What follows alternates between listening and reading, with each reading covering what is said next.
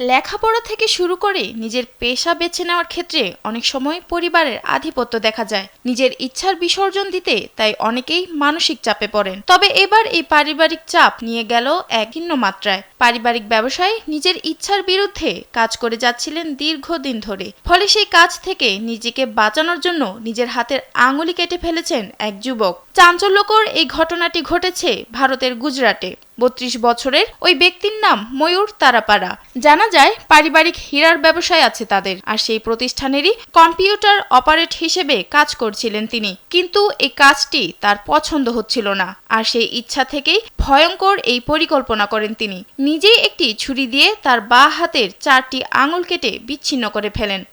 ক্যামেরায় wow, style দেখাও, Xenon X21 পারলে ঠেকাও। সংবাদ মাধ্যম গালফ নিউজ এক প্রতিবেদনে এই তথ্যটি নিশ্চিত করেছে।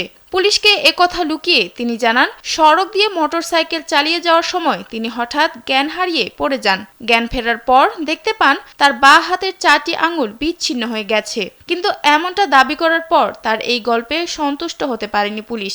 তারা সিসিটিভি ফুটেজ ঘাঁটতে শুরু করেন। ঠিক তখনই বের হয়ে আসে আসল ঘটনা।